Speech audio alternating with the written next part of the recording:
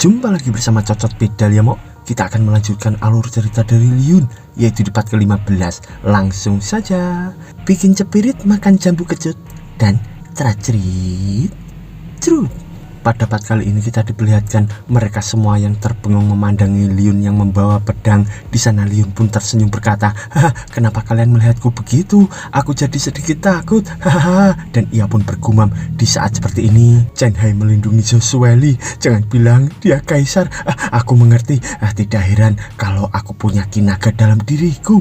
Sambil terlihat Josueli di sana yang terbengong, dan ia pun berkata, "Kamu pergi saja dari sini." Lalu ia pun bergumam juga, mereka bilang pemimpin tentara pemberontak tinggal di ibu kota dan sangat mencintai istrinya. Tidak heran kalau aku tidak bisa menemukannya. Itu karena aku istrinya. Sambil ia mendekat ke arah Liyun, dan Josueli pun berkata lagi, "Kenapa kamu sembunyi? Apa yang kamu takutkan?" Liyun pun menjawab, "Karena aku takut kalau kamu memarahiku." Kamu bagaimana sayang? Apa ada yang luka?" Sambil kita diperlihatkan Liyun yang dibalut dengan menggunakan kain oleh Josueli, dan di sana Josueli pun berkata, "Aku tidak terluka. Kenapa kamu berpikir kalau aku akan memarahimu? Aku khawatir padamu." Dan Liyun di sana pun berkata, "Tidak masalah kalau ada sesuatu yang buruk padaku, asal istriku masih sangat mencintaiku." Lalu di sisi Chen Hai, ia pun histeris di sana memandangi mereka berdua sambil bergumam, "Istriku, dia suami yang mulia. Kenapa aku orang kepercayaannya tidak tahu? Dan dia juga pemimpin tentara pemberontak. Apa dunia sudah rusak? Semua ini hanya di pikiranku kan?" Sambil terlihat Nerentoya di sana juga yang bergumam, "Mereka pasangan yang sudah menikah. Apa yang terjadi selama 1 tahun aku pergi?" Dan kita juga diperlihatkan sinar lagi yang mengarah ke arah kota Dagan, hingga mereka pun memandangi itu semua. Lalu Josueli pun berkata, "Tadi pertanda segel giok sudah aktif. Segel giok akan segera menyerang." Lalu Liyun pun berkata juga, "Itu masalah mudah. Di sini saja, aku akan kembali sebentar lagi. Setelah itu, aku akan berjanji melindungimu selamanya." Tapi tiba-tiba dari belakangnya terdapat Chen Hai yang berkata, "Tunggu, ini pedang kesayanganku, ambillah." Lalu Liyun pun menerima pedang itu sambil berkata, "Terima kasih, aku ketinggalan senjata berguna." Dan di sana Chen Hai pun berkata lagi, "Tidak perlu berterima kasih, jangan salah sangka, kami hanya butuh kekuatanmu untuk melawan segel giok. Saat pertahanan khusus otomatis aktif, itu akan sangat membantu." Sambil terlihat Nerentoya yang mendatangi Liyun, dan ia pun berkata, "Kenapa kau melindungi Dagan dan memilih bersama permaisuri? Apa kau lupa saat itu? Apa kau lupa saat Dagan membuat kita menderita?" Lalu Liyun pun menjawab, "Dagan memang menyakiti kita sebelumnya, tapi kita tidak bisa terus hidup dengan membawa kebencian atau yang lainnya. Itu hanya akan membuat kekacauan di era lain. Sejujurnya, aku juga baru tahu kalau Josueli adalah permaisuri, tapi aku tidak peduli soal itu. Tidak peduli siapapun dia, aku akan terus ada di sisinya.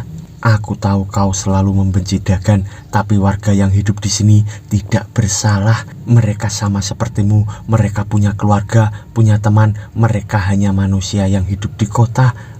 Aku tidak memintamu untuk terus marah dan membenci. Aku hanya meminta untuk melawan orang-orang yang harus kau marahi dan melakukan hal-hal yang benar." Sambil terlihat Nerentoya di sana yang hanya terdiam. Tapi tiba-tiba kita diperlihatkan dari atas langit terdapat 4 pedang besar yang mengarah ke arah kota Dagan, dan dengan cepat Liyun pun menghunus pedang yang diberikan oleh Chen Hai itu. Di sana ia pun didatangi Josueli dari belakang. Josueli berkata, "Kamu hati-hati ya." Lalu Liyun pun menjawab, "Tidak usah khawatir, suamimu ini orang yang sangat kuat." Sambil ia melesat dari hadapan Josueli dengan cepat menuju ke arah atas langit sana, dan kita diperlihatkan 4 pedang itu yang mengarah ke arah kota Dagan, hingga membuat sinar yang sangat membara, hingga membuat percikan-percikan petir dan mengarah ke arah Liyun. Tapi dengan cepat Liyun pun mengarah ke arahnya juga, dan di sana kita diperlihatkan benturan dahsyat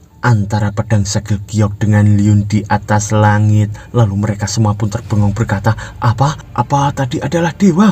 Dewa datang untuk menyelamatkan kita." Sambil kita diperlihatkan Liyun yang menahan pedang besar itu, hingga ia pun berkata, "Tidak berguna. Saat ini, kalaupun aku avatar, aku tidak akan bisa mengatasi segel giok yang merupakan gabungan dari 4 pedang." Dan ternyata pedang kebanggaan dari Chen Hai tidak dapat menahan serangan itu, hingga pedang itu pun retak dan hancur di sana.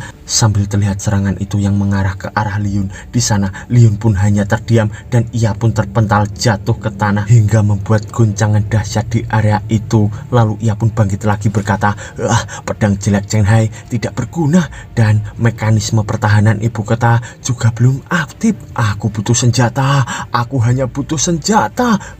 Tidak, aku tidak hanya butuh satu, aku butuh semua senjata di ibu kota. Sambil ia melompat lagi dengan cepat dan menuju ke arah atas langit lagi, dan ia pun berhadapan lagi dengan segel pedang giok yang besar itu. Di sana Liun pun mengeluarkan aura yang sangat membara di sekujur tubuhnya.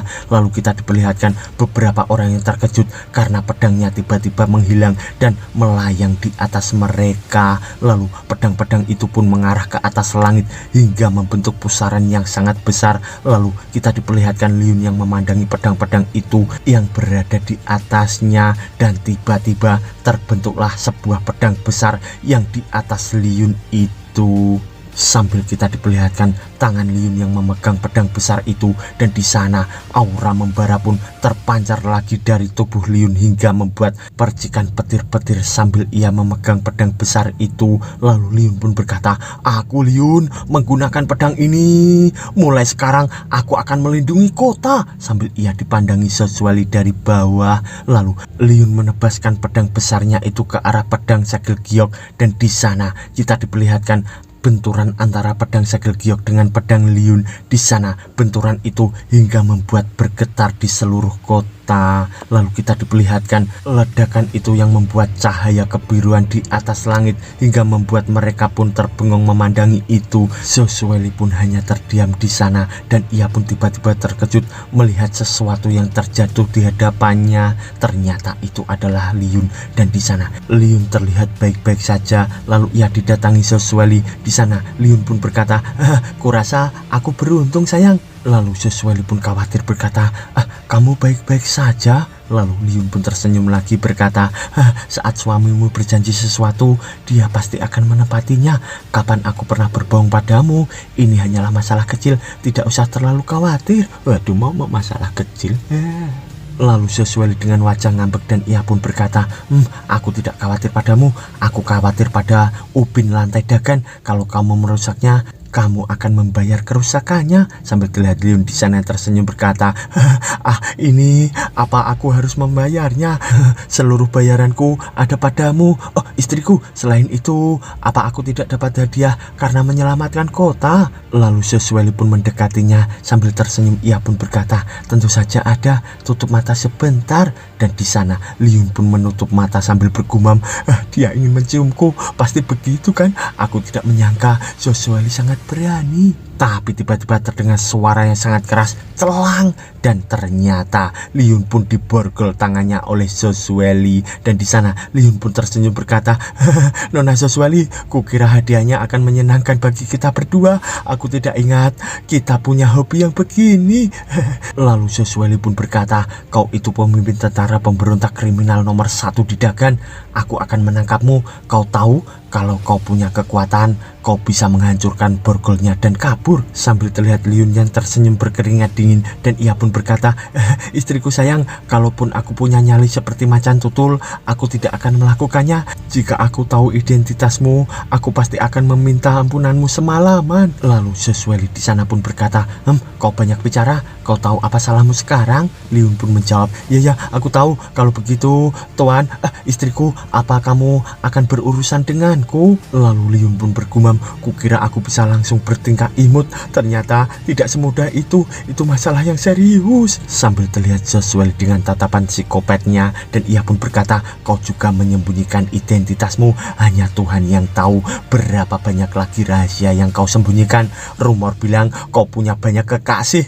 Tuhan, kau tahu kau sudah menikah sebelumnya. Lalu Liun di sana pun terkejut berkata, itu tidak benar, hanya kamu yang pernah melihat tubuhku kok. Sambil terlihat Soswali yang hanya terdiam. Lalu tiba-tiba Liun pun dipukul dengan sangat cepat oleh Josueli. Lalu Josueli di sana pun berkata, tidak ada yang menyuruhmu bicara omong kosong. Sekarang mungkin aku tidak tahu kemampuanmu, tapi kalau kamu berani mengolok-ngolokku di masa depan, aku tidak akan segan-segan menghukummu. Sambil terlihat wajah gosong dari Liun di sana. Lalu Josueli pun berkata lagi, kabar soal serangan di ibu kota mungkin akan segera menyebar. Menanggung akibat kejadian ini bukanlah hal yang mudah. Orang luar pasti akan memanfaatkan kejadian ini. Dagan dalam bahaya. Lalu Liun dari belakang berkata, tidak, mereka tidak akan melakukannya.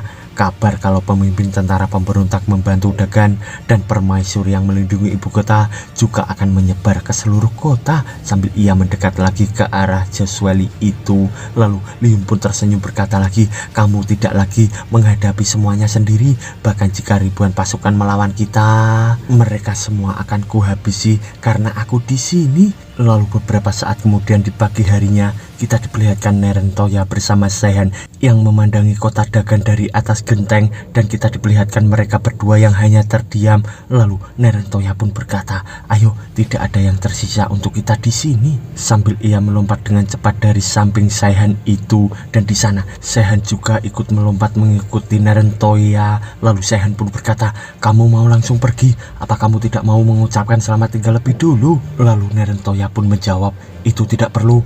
Awalnya kupikir aku bisa membantunya mendapatkan apapun yang seharusnya menjadi miliknya, tapi aku malah diceramahi olehnya. Lalu Saihan pun berkata lagi, militer Dagan benar-benar menakutkan. Bagaimana mereka bisa membuat segel giok, dan Liun itu monster, pemimpin pemberontak, benar-benar gila. Tapi tiba-tiba Nerentoya pun merasakan sesuatu, dan ternyata mereka pun berhenti karena dari depannya terdapat seseorang yang datang. Ternyata itu adalah bocil dengan 2 pedang di punggungnya. Lalu Saihan di sana pun bertanya, ini dari istana kekaisaran kan?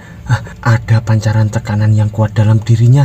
Kekuatannya pasti di atas Chen Hai. Apa dia mau menghentikan kita? Lalu Nerentoya pun menjawab, jangan khawatir, dia San Wu. Liun selalu memanggilnya begitu.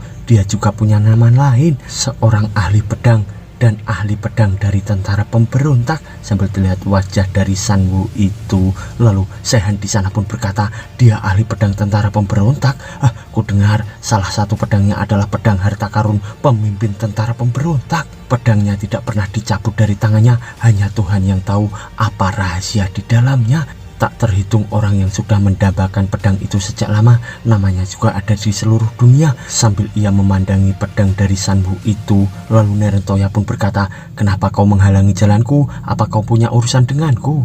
Dan di sisi San Wu, ia pun hanya terdiam di sana. Lalu kita diperlihatkan mereka bertiga yang hanya terdiam. Lalu 1 jam kemudian terlihat mereka bertiga yang masih hanya terdiam. Lalu di sana Saihan pun marah berkata, kau bajingan, kenapa kau tidak bicara apa-apa? Ngajak berantem ya. Lalu di sana San Wu pun menjawab, aku mencoba cara, bagaimana caranya bilang hai. Sambil terlihat Saihan yang terdiam bersama Nerentoya, dan Saihan pun bergumam, apa-apaan ini? Apa dia gila? Dan di sisi Nerentoya, ia pun berkata, apa kau di sini mencari Liun? Dia di ibu kota. Di sana San Wu pun menjawab, aku tahu kita belum sempat bertemu, terlebih aku tidak menyukainya. Sama sepertimu, cinta terbalas yang tidak berarti apa-apa. Lalu Nerentoya pun berkata lagi, kalau begitu mau apa kau di sini? Sambil ia pun bergumam, seperti biasa perkataan bajingan ini benar-benar bodoh. Lalu San Wu pun berkata lagi, ini mungkin akan menarik bagimu. Kau ingat kapan tentara pemberontak punya kesempatan berdamai dengan Dagan, tapi seseorang mengacaukannya dan membuat 2 kelompok bertarung satu sama lain. Di antara yang terkuat dari mereka, kita telah menemukan beberapa petunjuk untuk berkaitan dengan itu. Lalu Nerentoya pun berkata, siapa itu? Dan San Wu pun menjawab, itu terjadi 1 tahun yang lalu, mulai dengan keluarga bangsawan yang tergesa-gesa bertindak terhadap tentara pemberontak, keluarga Li. Sambil kita diperlihatkan suasana di siang hari kota Dagan, lalu kita diperlihatkan Chen Hai di sana berkata, pantas saja mekanisme pertahanan kekaisaran tidak aktif. Seseorang mungkin sudah mengacaukan tempat ini. Sambil ia memandangi beberapa anggota 6 pintunya yang sudah tewas di sana. Lalu Chen Hai pun berkata lagi, aku sudah melatih banyak orang untuk menjaga mekanisme pertahanan kekaisaran. Aku bisa melihat kalau kami tidak memiliki dia, ibu kota pasti sudah hancur. Kenyataannya mereka semua terbunuh dalam sekali serang. Sepertinya ini dilakukan oleh orang yang sama. Kemanapun orang ini benar-benar luar biasa. Jangan bilang dari keluarga Huang. Tidak, itu tidak benar. Kalau dia dari keluarga Huang, dia pasti menunjukkan diri beberapa saat lalu. Siapa orang yang melakukan ini? Sambil kita diperlihatkan seseorang dari kejauhan di sana. Ternyata itu adalah si buta. Lalu beberapa saat kemudian kita diperlihatkan kota Dagan lagi. Dan seseorang berkata, ku dengar dari yang lain kalau si bajingan Liun adalah orang yang bertarung melawan kaisar awalnya. Itu mungkin cuma rumor. Dia adalah orang yang melindungi Dagan dari segel giok kemarin. Selain itu, tentara pemberontak benar-benar penuh dengan orang-orang mengerikan. Bagaimana bisa Liun begitu? Ternyata itu adalah orang yang ngerumput di warung. Lalu dari depannya temannya pun berkata, tidak peduli dia itu pemimpin tentara pemberontak atau tidak, kurasa dia tidak menakutkan. Dan temannya pun berkata lagi, tentara pemberontak adalah musuh istana kekaisaran. Semua orang tahu dia itu kriminal terbesar. Bagaimana bisa seseorang seperti itu tidak menakutkan? Lalu temannya pun menjawab, yang kau dengar mungkin salah, tapi kalau apa yang kau lihat itu pasti benar. Si Liun bajingan itu sebenarnya benar-benar orang baik. Dia datang ke tokoku untuk beli bunga dan dia selalu memuji bunga-bungaku. Banyak juga tetangga yang terbantu olehnya. Sambil ia membayangkan kebaikan dan kepedulian Liun kepada mereka. Lalu temannya pun berkata lagi, dia pasti bukan orang jahat. Sambil kita diperlihatkan istana dari Sesueli, dan di sana kita diperlihatkan Liun yang duduk di atas kasurnya. Lalu ia pun bergumam, awalnya aku pikir aku akan langsung dikunci dalam penjara. Tidak kusangka aku malah diculik di kamarnya. Bagaimana cara istriku akan menghukumku atas semua dosa-dosaku? Lalu ia pun menoleh berkata, bukannya lebih bagus kalau bantal satu lagi? Tapi tiba-tiba Sesueli pun berada di hadapannya dan ia pun berkata, kau melamun apa? Lalu Liun pun menjawab, aku cuma berpikir kamar besar bangsawan di istana kekaisaran mewah banget ya. Lalu Sesueli pun duduk di sampingnya berkata, korban bencana sudah tenang, dengan sebagian orang menderita luka-luka. Fakta kalau pemimpin tentara pemberontak membantu Dagan juga sudah menyebar. Lalu Liun pun tersenyum berkata, bukan berarti kita tidak punya cara untuk melawannya kan? Tapi ayo bicarakan soal itu sekarang. Kamu tahu ada 4 cara yang berbeda untuk mengatur bantal. Lalu Sesueli pun berdiri marah di hadapan Liun sambil berkata, kukira kita harus mengatasi masalah ini sekarang. Lalu Liun pun tersenyum berkata, maaf sudah bersembunyi darimu sejak lama. Sebenarnya aku juga...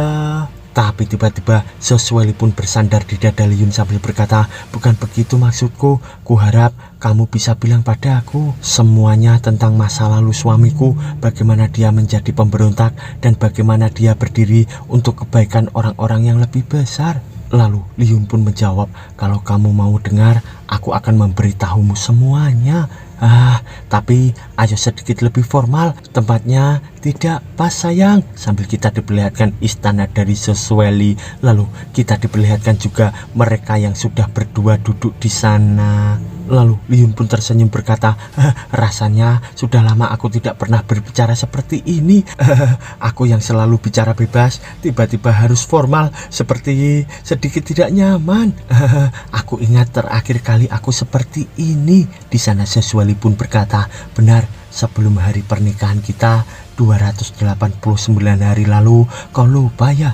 Lalu Liun pun tersenyum berkata, tentu saja aku ingat. Aku sedikit pusing pada hari kita menikah. Itu terjadi 6 tahun lalu. Kaisar Jalang saat itu saat itu Kaisar pertama tengah meningkatkan pungutan dan pajak dengan menggunakan berbagai kebijakan untuk menindas rakyat, dan rakyat menderita. Sambil terlihat Sesueli di sana yang cemberut. Lalu Liun pun bercerita lagi, dan di sembarangan hari di tahun yang sama, rakyat dihasut oleh keluarga bangsawan untuk melawan pengawal Dagan.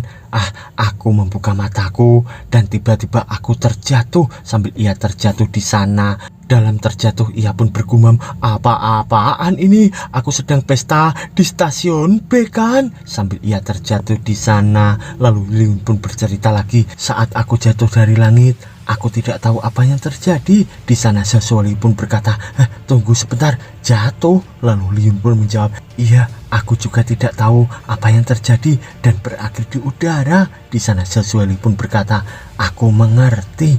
Lalu Liun pun berkata lagi, kau tidak ragu dengan kata-kata aku kan? Lalu Saswali pun menjawab, kamu mau bohong pada aku? Lalu Liun pun berkata, tidaklah sayang. Lalu Saswali pun berkata, kalau begitu aku akan percaya padamu. Tidak peduli sekonyol apa itu, aku selalu mempercayaimu. Sambil terlihat Liun di sana yang terenyuh dan ia pun akan merangkul Saswali sambil berkata, istriku. Dan Saswali pun menahan kepala dari Liun itu sambil berkata, jangan coba-coba memujiku, lanjutkan yang tadi. Lalu Liun pun bercerita lagi, setelah itu aku terseret ke perkelahian antara pengawal dan warga. Waktu itu aku juga orang biasa. Dan ia pun membayangkan terlebih kakiku cedera karena jatuh. Mereka tidak mengenaliku dan menganggap aku dari istana kekaisaran. Sambil terlihat di sana kerumunan di bawah Liun, dan Liun pun berkata, mimpi, persahabatan, kemenangan, apa kalian semua melupakan mimpi yang kalian punya saat itu? Sambil terlihat banyak orang itu yang mendengarkan kata-kata Liun.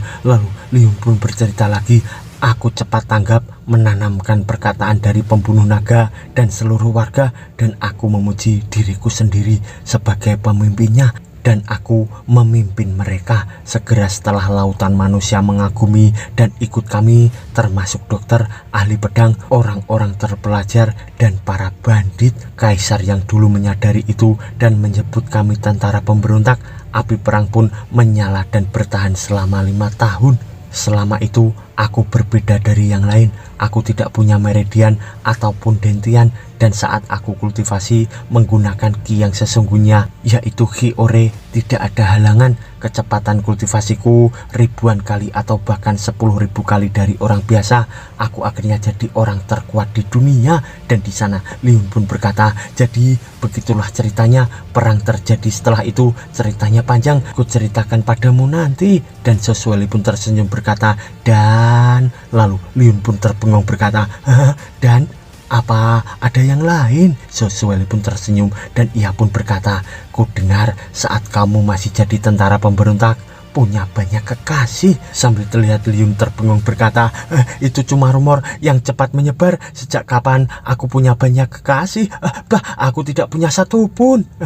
Aku bisa bilang bahwa frekuensimu dan frekuensiku dalam melakukan hubungan pria dan wanita itu sama kan? Sama kiku-kiku kan? Sambil terlihat Saswali di sana yang malu-malu, dan ia pun berkata, kau itu bicara apa? Dan Liun pun tersenyum berkata, maksudku pelukan dan gandengan tangan sayang. Saswali pun menjawab, sudah jelas aku tahu yang kau maksud. Lalu Liun pun berkata lagi, begitu ceritanya. Dan ia pun bergumam, jadi pembunuh atau perencanaannya itu merenggut seluruh hidupku, dan itu bayangan gelap yang tidak bisa kusingkirkan. Lalu tiba-tiba Liun pun terkejut karena Saswali berkata, bodoh, kenapa kamu sedih begitu? Ceritanya belum selesai kan? Bagi kita berdua, cerita baru dimulai. Apa kau pikir kisah hidupmu akan terus tragis? Sambil terlihat Liun yang hanya terbengong. Lalu Saswali pun berkata lagi, tragedi yang benar-benar ada di masa depan adalah, di masa depan kamu akan terus bersamaku dan akan selalu menyayangiku sebagaimana aku menyayangimu. Di sisa hidupmu hanya akan dipenuhi 3 kata, Saswali, dan bersambung mo.